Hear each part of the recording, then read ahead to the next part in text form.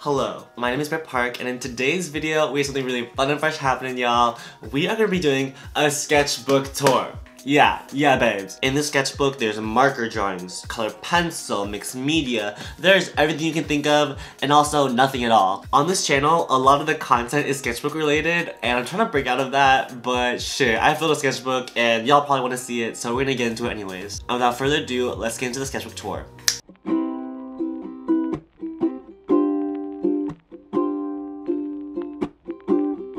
This is my Crescent sketchbook. It's my first time using the brand, but I actually really loved it. The page quality was really great and it was thick, and you'll see definitely later on that a lot of the markers too never bled through. So I'm kind of obsessed. Let's open up to the first page.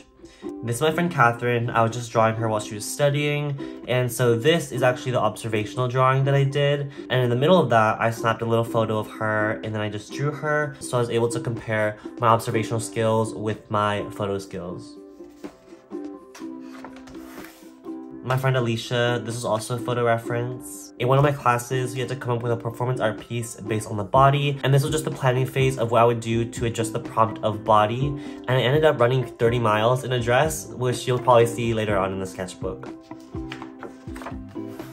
I love this page because it's super colorful, super playful, and also these are my friends. It's Hera, Jaina, Maggie, Sunil, and I. We went to a little rave moment, and these three gave me a little makeover. So they put me in fishnet top, they put me in makeup. It was great. Had so much fun. And this is my friend Colette that I visited in New York. This is a little self-portrait where I was in that little makeup for the rave. And this was supposed to be my friend Kai, but it's just a silhouette. Also, keep in mind, y'all, this is alcohol-based markers, and literally, what? It did not bleed through. Where's the bleed through, babes? Because you cannot see it. That's why I love this sketchbook so much, but I actually think that the bleed through is prevented not from the paper itself, but the film that's on top of the paper. When you're drawing on this sketchbook, you can feel some slight texture differences than you would on like a moleskin. I think that's because they treat the paper with some way where it doesn't bleed through later on. Like I said earlier, this was to address the body piece. I planned out the date I would run, my little route, who would help me, and I just overall tried to plan everything to a T and kind of go over exactly what was gonna happen. What I was wearing, the makeup I was gonna do, the nail polish color, the shoes, I planned it to a T so that on running day, I didn't have to think about any of that. I could just do my thing. And I'll insert a couple clips from that project.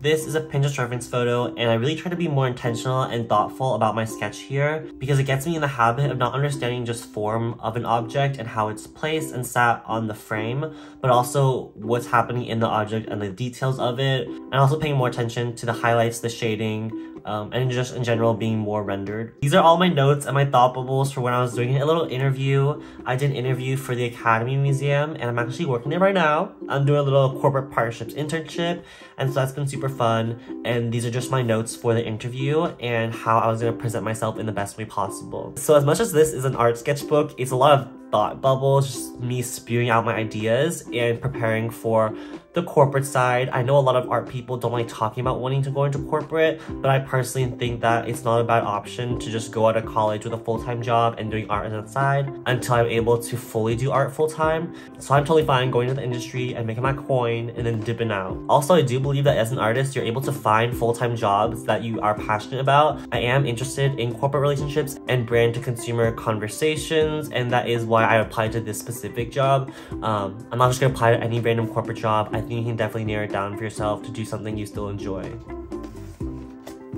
I had my friend Hera draw 3 lines in pen. You can kind of see them, and then based on that design, I actually drew this out and did a little TikTok out of it. This is a fun page. It may not look fun, but I think it's pretty fun. This is the initial storyboarding I did when I animated my friend's short film. I had a small section. It was maybe like 30 seconds of the short film, but that 30 seconds, y'all, took me literally how many hours to do?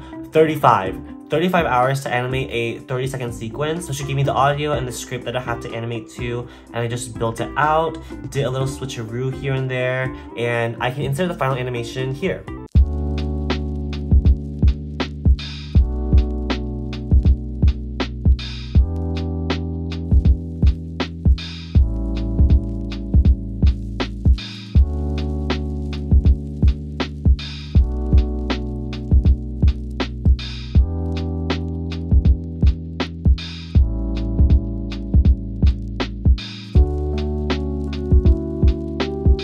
me know what y'all think about that in the comments, okay? I think it turned out okay. Amaya is literally the most talented, sweetest person, so I was just so happy I even got the chance to work on a project like that. This is for my painting class, and we had to do a self-portrait, so I picked an image of me just super exhausted after my run, and this is the final painting. I don't love it, honestly. I know it's not that great. I did cram it, so give me a break. Give me a break.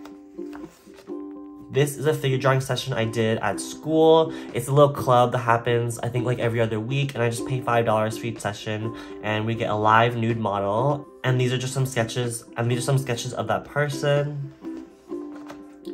Really simple, super quick.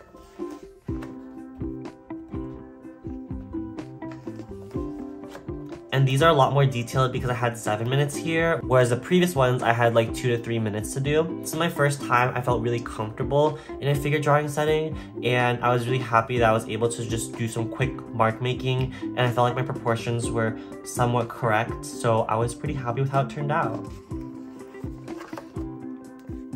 More figure drawings on my own time from Pinterest.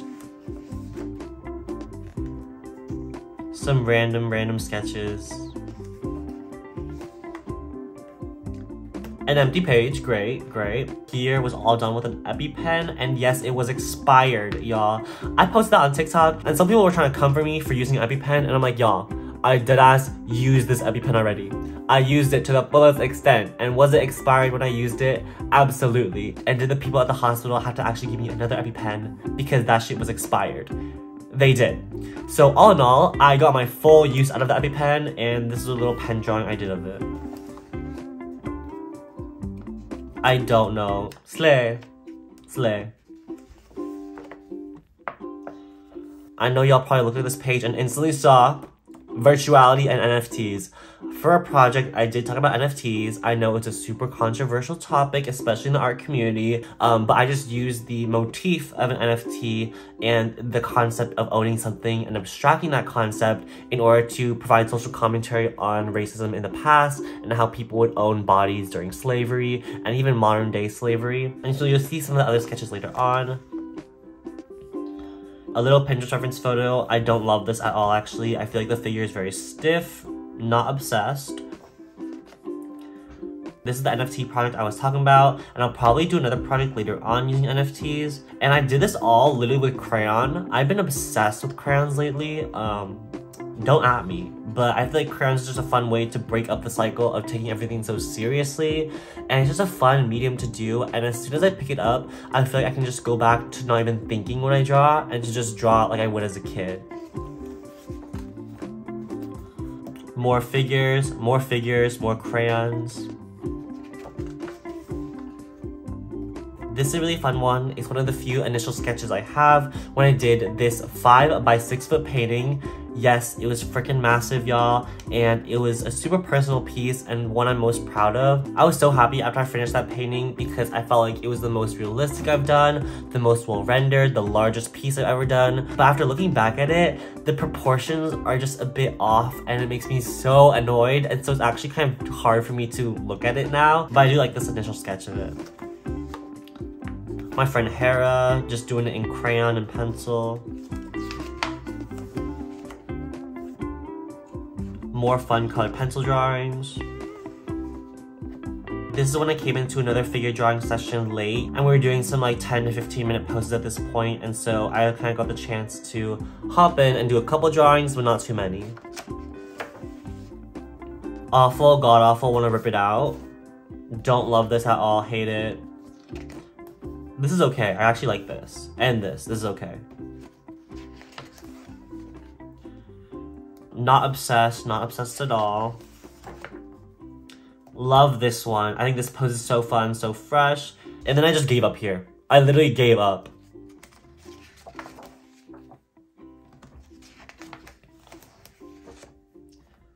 This is Joshua, a little calendar. This is supposed to be Emma Chamberlain in like a stylized cartoony effect. Absolutely hate it, could not even touch it, could not even look at it anymore. So I just moved on to other Pinterest reference photos. I think this is kind of cute. I think this is kind of fun too. Maybe, I don't know. I'm actually so proud of this bag. I have no idea why. I spent like literally 45 minutes and just sitting and taking the time to draw my tote bag. I had a lot of fun with it, and I think in the end it looks pretty well rendered, I'd say, possibly. And then just during that time, I just wrote a bunch of my thoughts, and then just, yeah, just a bunch of my thoughts. It was great. It was great. Some more thoughts, some more people. My friend Kai. This is supposed to be my friend Hera, but it looks nothing like her actually. And these are just photos of some shoes. Observationals, some sketches. I don't know what else to say. I don't know what else to say, y'all. It's pencil. It's pencil on paper. This is right before the semester ended, and I was manifesting going to New York City for the summer. But girl, I just could not. It was literally $700 for me to go for 5 days, and that just would not have been worth it at all. It's just too much. It was just too much. But next summer, I'm gonna move there no matter what. Like, I'm telling myself, I'm literally gonna go there for the summer, and if I don't, then there's a problem. So please help me manifest that, y'all. Please, please, please. And these are just some fun sketches I did in colored pencil. And the very last page is me just sketching my mom outside. It was May 15th on a Saturday. I would really recommend that y'all also date your pages because it's really nice to see how your progress comes along. I personally think that this observational sketch was pretty successful, and I'm really happy that I got the chance to, you know, just draw someone I know really well. And my mom is obsessed with Diet Cokes right now, so I had to put that in. That is my sketchbook all complete. Thank you all so much for watching the sketchbook tour. If you like the video, like the video. If you have a fun comment, critique, or joke to share, comment it down below. And if you like me, my art, or want to follow my journey as an art student in LA, you can subscribe. It's a fun time here, and I think that's the end of the video, y'all. That's the end of the video.